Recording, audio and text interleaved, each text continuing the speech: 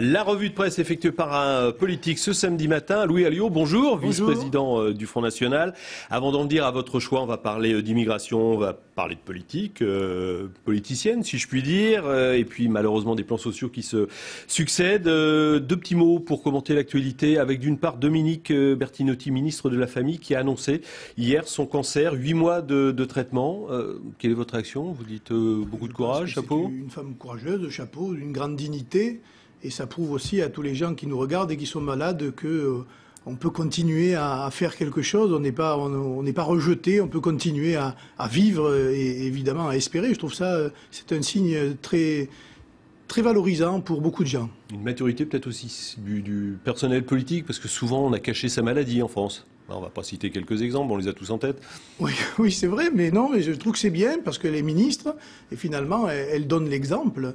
Et je trouve que c'est une excellente nouvelle pour la vie politique. Disparition de Georges Lautner, que l'on a appris cette nuit, monstre sacré du cinéma français. On est un peu triste, l'année du 50e anniversaire des Tontons Flingueurs.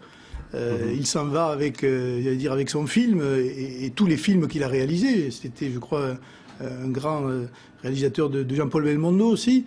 Une petite pensée pour ce cinéma français, qui a pratiquement disparu de nos écrans quand même. Oh, il reste encore quelques oui, bien films sûr, mais cartons, on est assez nostalgique de cette période-là. De cette époque, oui. Les 30 glorieuses. Bon, malheureusement, là, on va revenir à la triste réalité des plans sociaux en France. Un article du Figaro, les emplois industriels menacés partout en France. Je lis le chapeau de ce papier, comme l'on dit, depuis le début de l'année. Plus de 730 plans sociaux ont été recensés, soit 16% de plus que sur la même période en 2012. Et encore, dans cet article, il n'y a pas ce plan social qui a été annoncé hier. Maury Ducros, 7000 emplois, 5000 plus 2000 sous-traitants, 7000 emplois qui risquent de disparaître. C'est le pire plan social depuis Moulinex en 2001. Oui, ça pose deux problèmes. D'abord, les effets d'annonce sur soi-disant la compétence de nos politiques, le savoir du gestionnaire, etc. Ces gens-là, la seule chose qu'ils savent gérer, c'est la faillite. Et les plans sociaux sont le résultat de leur mauvaise politique à François Hollande et aux socialistes, mais aussi de Nicolas Sarkozy et de l'UMP. Ils sont co-responsables de cette situation. Et puis ensuite, nous payons évidemment le schéma économique ultralibéral européen qui, à partir du moment où vous ouvrez les frontières, vous n'avez plus de contrôle et où vous êtes sous le coup d'une compétition mondiale à outrance, fait que nos industries ferment les unes après les autres. Mais si on fait un peu de politique fiction, vous arrivez au pouvoir demain, qu'est-ce que vous faites face à tous ces plans sociaux qu'on vient de voir sur cette carte du Figaro? On mobilise la Banque publique d'investissement pour éviter l'arrêt net ou l'arrêt brutal d'un certain nombre de plans sociaux.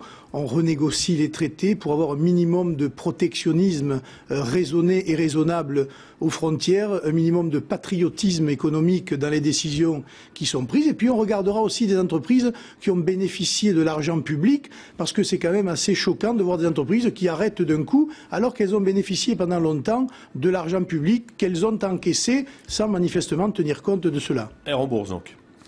Pour certains, oui, quand ce sont des groupes qui délocalisent notamment, je pense qu'elles devraient rembourser l'argent dont elles ont bénéficié. Donc c'est l'État, quand on vous écoute, l'État qui fait le principal travail. C'est plus le marché. C'est l'État un peu stratège. C'est la pensée de Keynes. À un moment donné, l'État doit intervenir dans l'économie. On ne peut pas laisser comme cela le marché décider de tout, surtout quand ce marché n'a pas de frontières et n'a pas de limites. Nous sommes pour l'économie de marché, mais ça demande un certain nombre d'interventions de l'État pour en réguler les effets les plus pervers. Allez, un dernier mot avant de passer à l'article du Parisien qui suit. Tout ce qui est fait quand même, le CICE pour aider 20 milliards transférés aux entreprises d'allègement de charges, la BCE même qui baisse un petit peu ses taux pour rendre, entre autres, l'euro un peu moins fort. Tout ça, ça va pas dans le bon sens? On voit bien qu'on est dans la mauvaise direction. La preuve, c'est que les plans sociaux continuent, le chômage augmente, la dette augmente. Nos députés ont voté un budget en déséquilibre de 80 milliards et ils ont réemprunté à nouveau 177 milliards d'euros. Comment voulez-vous que nous en sortions? C'est le système général qu'il faut changer, et tant que nos politiques ne prendront pas la mesure de la révolution à faire, eh bien nous serons, je pense, dans ce système de faillite générale. Deuxième article, un article du Parisien qui reprend d'ailleurs une interview de Harlem Désir sur Radio Classique et LCI le matin.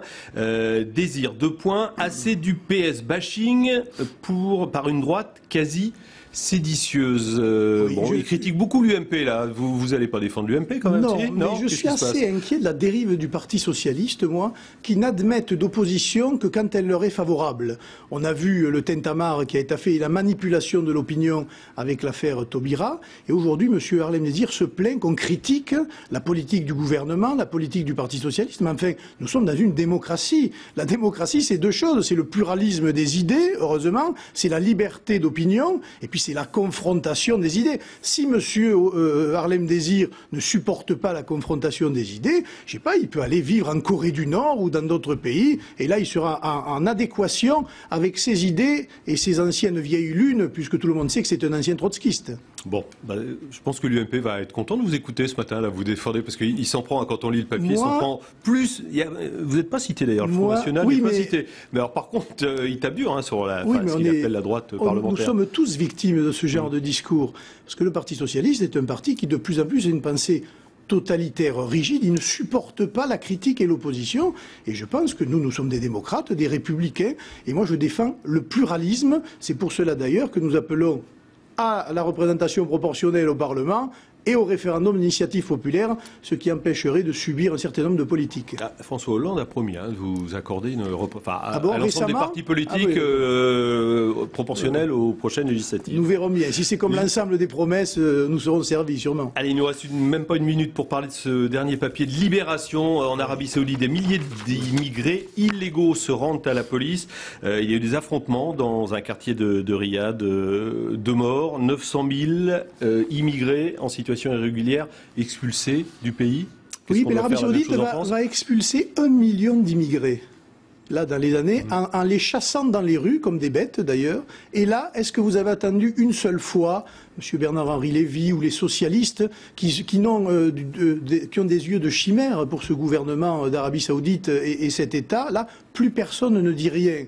On voit bien que les droits de l'homme sont à géométrie variable et qu'ils sont finalement, qui tiennent compte beaucoup d'un aspect purement financier et marchand, ce que nous déplorons. Et je pense qu'il y a 2 choses là-dedans, de voir le cynisme de nos politiques par rapport à ces régimes autoritaires et totalitaires, et puis de montrer aussi que si on veut expulser des gens, on peut tout à fait le faire, et contrairement à l'Arabie Saoudite, nous y mettrions les formes, nous. Ouais, un papier assez sidérant à lire dans Libération, effectivement, de cette semaine, du 10 novembre précisément. Merci beaucoup, Louis Alliot, d'avoir fait cette revue de presse avec nous. Tout de suite, un journal sur LCI.